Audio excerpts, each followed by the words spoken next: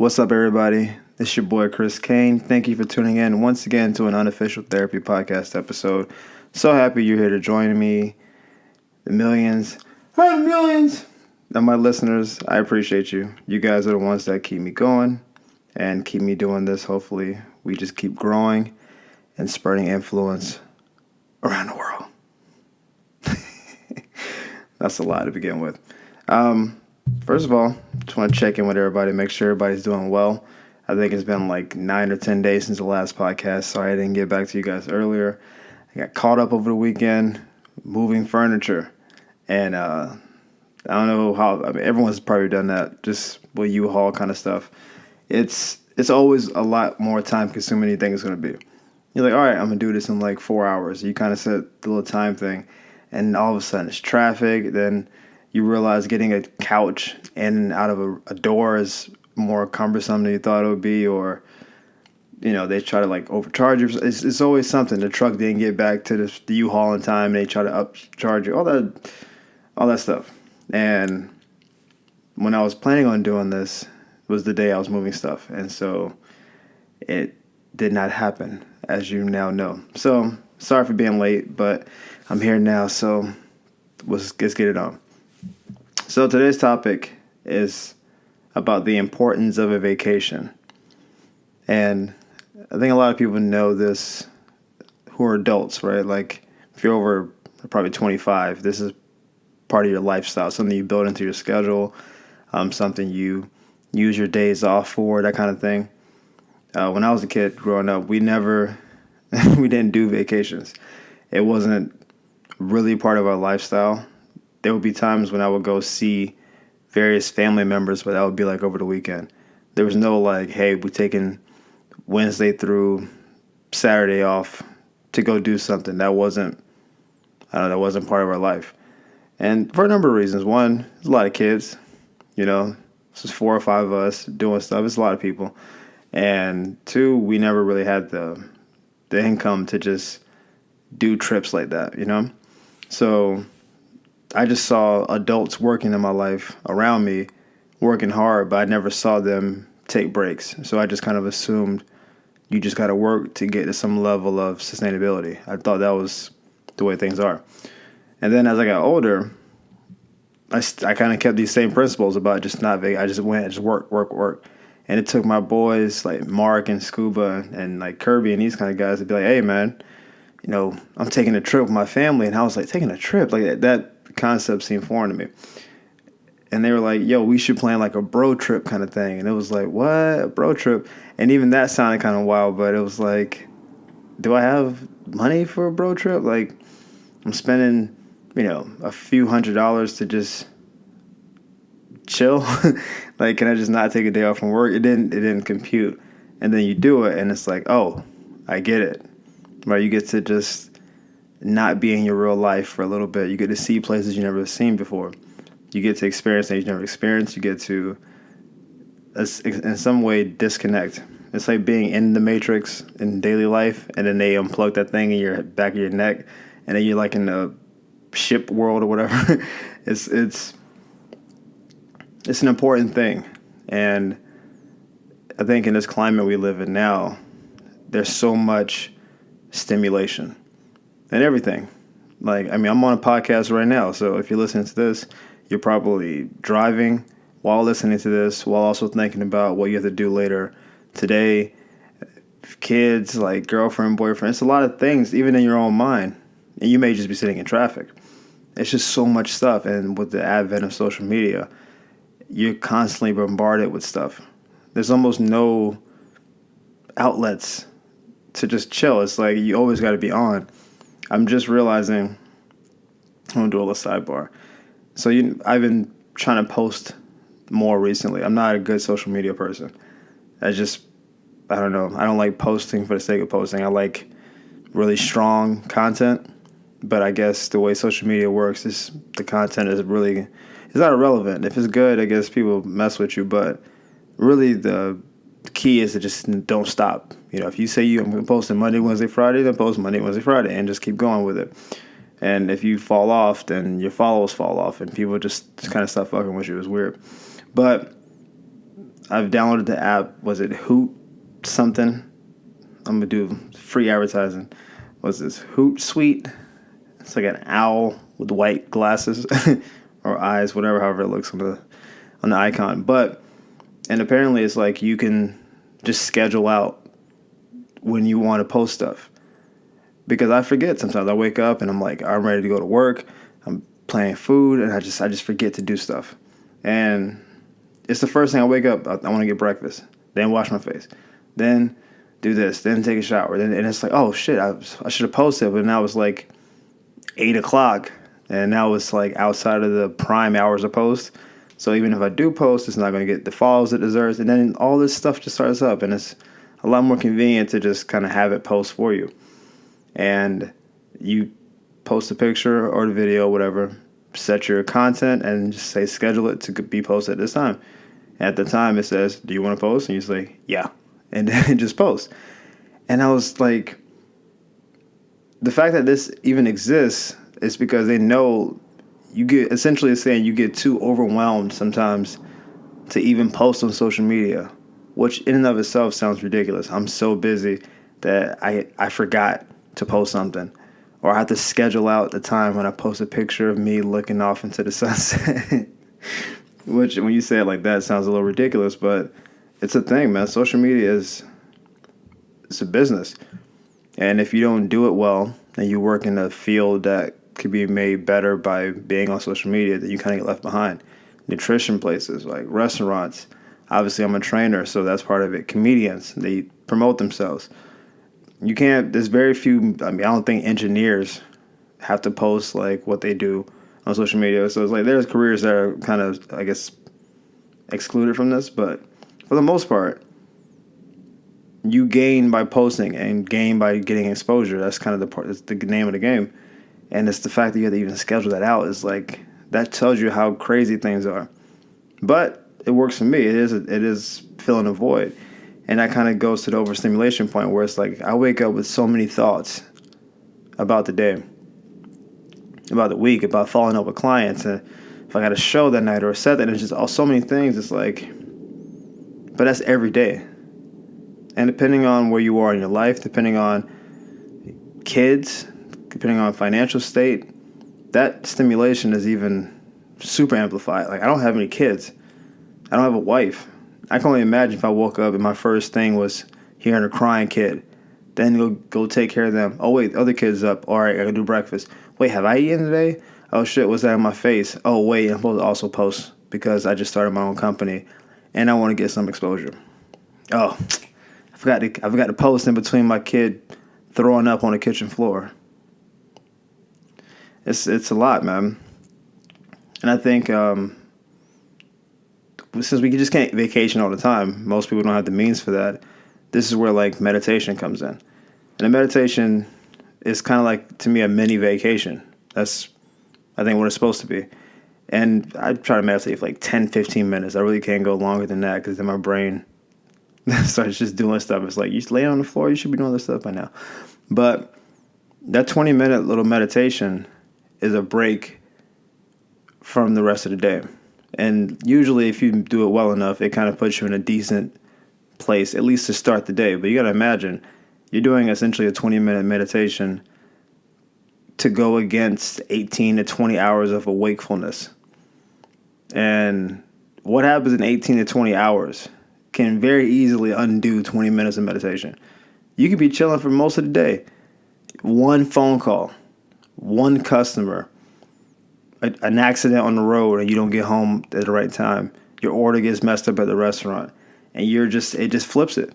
And all that meditation, deep breathing, just calm your nerve. All of a sudden you're turned up now. You're pissed. You're mad. You're agitated. And then you want to calm down, but then as you're agitated about traffic, you get a phone call from a client saying, oh, hey, that business meeting we have for tomorrow, yeah, just push it to next week. And you're like, I've been prepping all week for this. And it just keeps going. And I think it's certainly better than nothing. I think meditation is a big deal if you can do it. But we need a timeout, man. Like, what we need as people. I see people every day. I work in the field that I get to deal with people face to face a lot. Some of you work on computers, so you don't have to deal with people like that. You have people in your office and that kind of thing. I work with people all the time, and I see it. I see it wearing on people. I see them daily, and it's just to get to the gym and do like 20 minutes of bike. It's just like it's like pulling teeth. Hey man, how's your workout going? I'm just happy to be here. I don't have a lot of time, and they're at the gym, and the whole time at the gym, all they're doing is business stuff. Even when they're trying to get some relief and some break from the work and from life, they bring it with them. And it's just, you see them like on the treadmill talking on the phone, trying to jog and broker a deal or something. It's just like, it's never enough.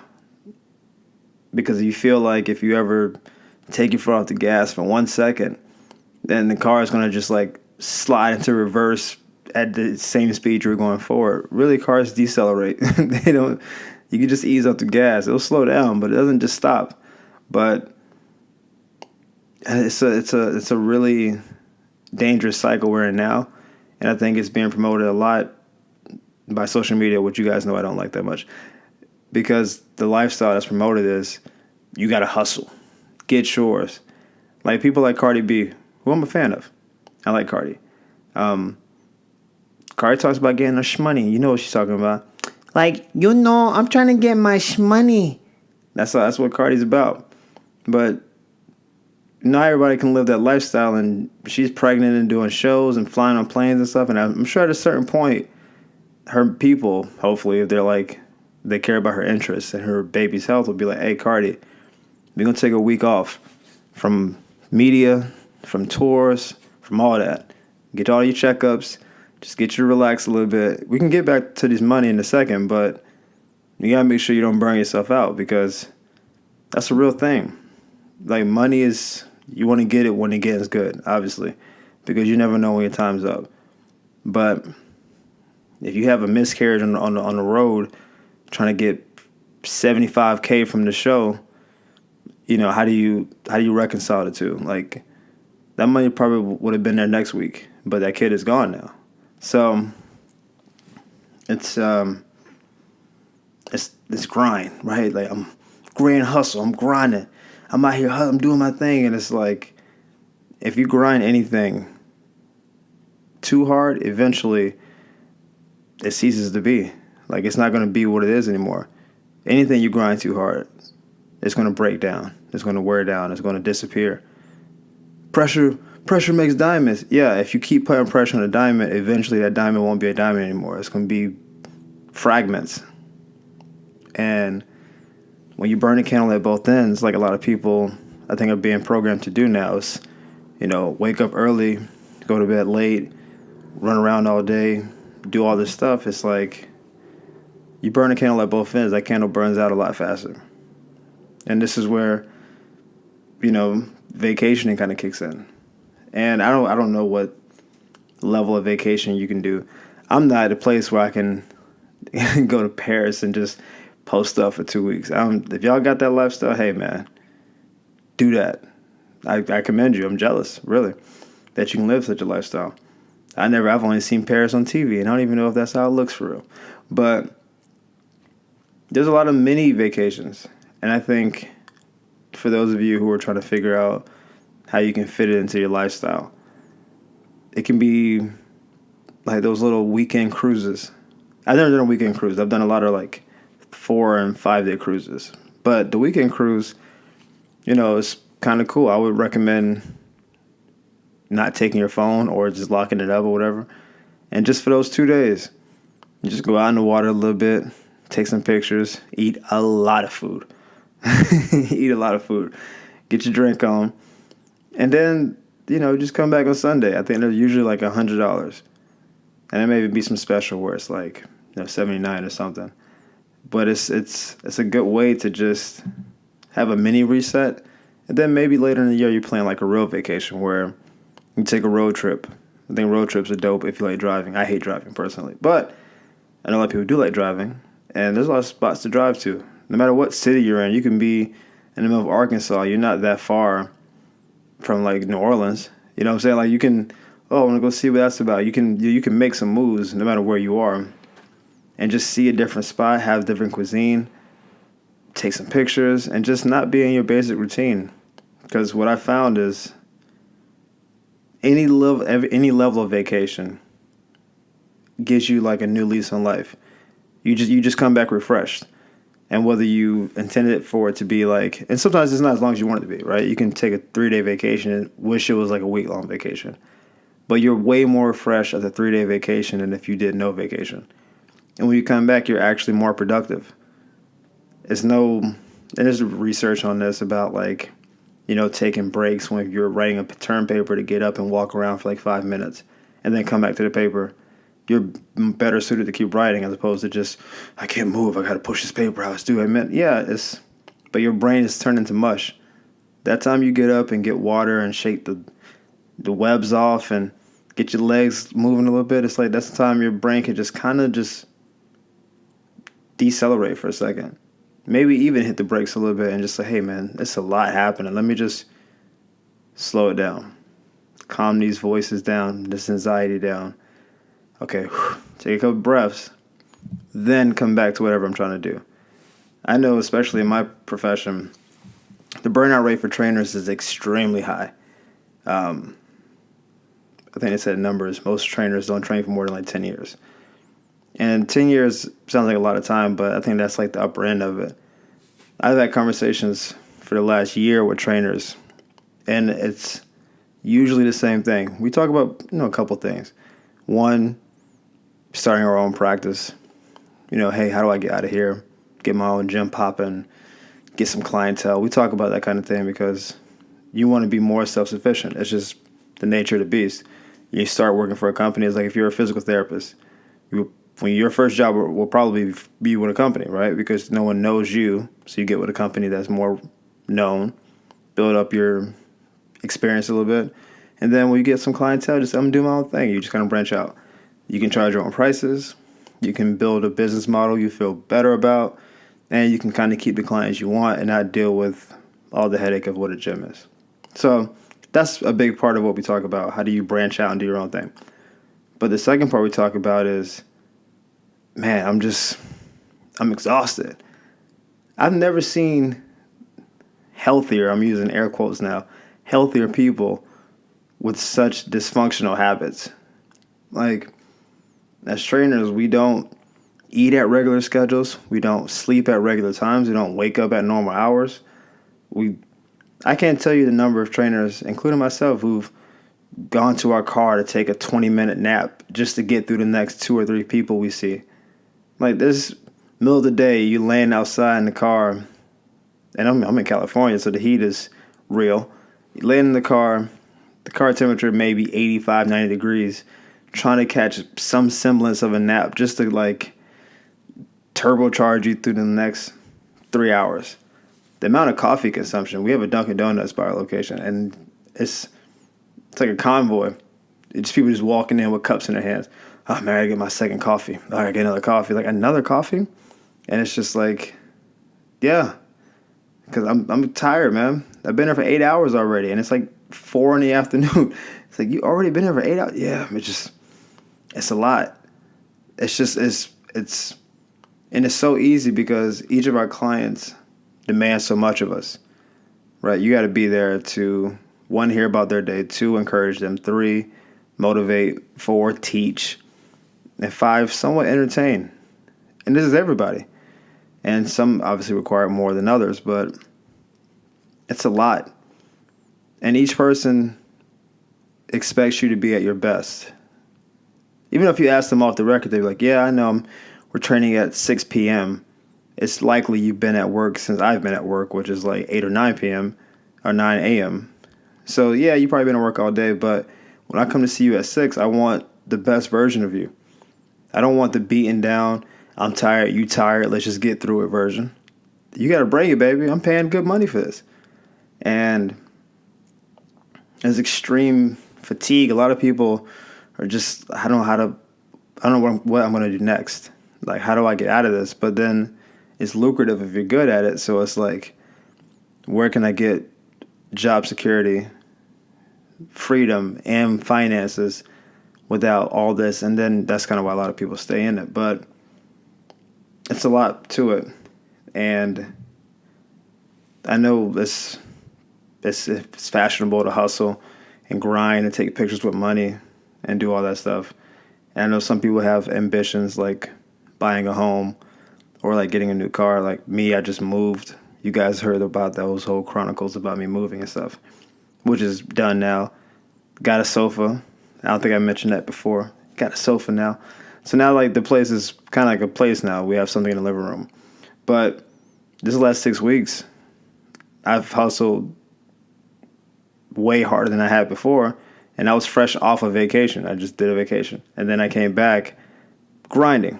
I was like, I got to move. I got to pay for all the moving fees. We got to get chairs and tables and a new bed and, transfer power, like all that good stuff, all the stuff you think about when you have to move. And that took a lot of energy, a lot of time, a lot of sleepless nights, a lot of anxiety, all that good stuff. And now it's done for the most part. Just obviously furnishing things, you would just like finishing touches kind of things. But the main 90% of what I wanted to do, I did. And now I'm at the end of it. I'm just like, whew, I need another vacation. Like I feel like I'm feeling the effects of it where when I talk to people or if I go to work or whatever, like I feel, you ever play like a video game?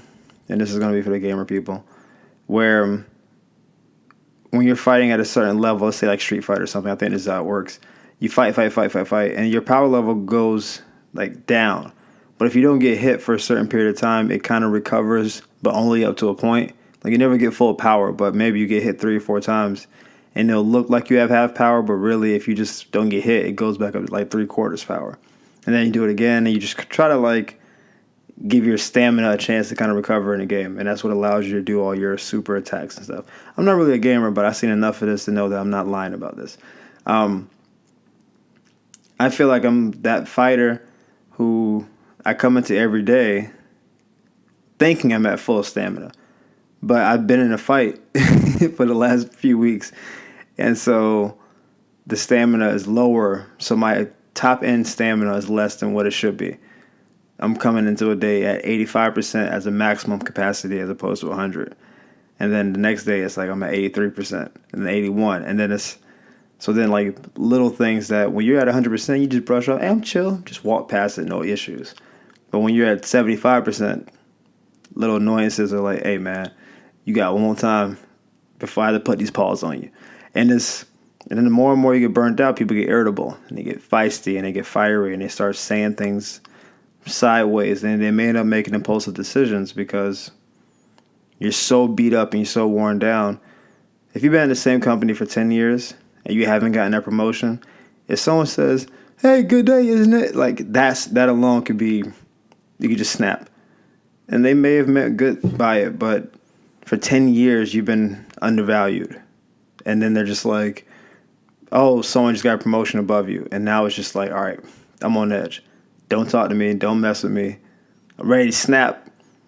That's when you know it's time to probably, 1, quit that job. But 2, get out of there for a little bit. The absence kind of it gives you clarity. Because when you're in it, you have tunnel vision. You don't see how worn down you are, how anxious you're becoming, how worrisome you are. It's just, that's your reality. You're just living. When you take a step back, then it's like, oh, all right, now I can see this isn't a job for me, or I can appreciate a job for what it is, or now I can maybe change my tactics at jobs so I'm not as taxed by it. But it's something you have to be mindful of. And again, it's hard to be when you're thinking about everything else. So while you're on the road to self-promotion and gaining follows and all that good stuff and causing controversy with Facebook political chats and stuff, just take a moment to assess yourself and see where you are on that. Are you just every day feels like I'm just wearing down more and more? Is it just, all right, I had one bad day, but the rest are cool? Kind of check with yourself. Do some self-monitoring because you may be worn out. And like a tire, like a diamond, like anything else, you just keep grinding on it. It's going to give at some point. And you don't want that with your health. we can do better. There's a lot of ways to like mitigate those issues. So don't be in a situation where you grind yourself too much and you can't come back from it. As always, guys, I'm going to wrap it up right there. Thank you for tuning in. As I said, as always already, thank you for tuning in. Tell your friends, family, that person you kind of like about the podcast. Obviously, follow me on the podcast app at the Unofficial Therapy Podcast.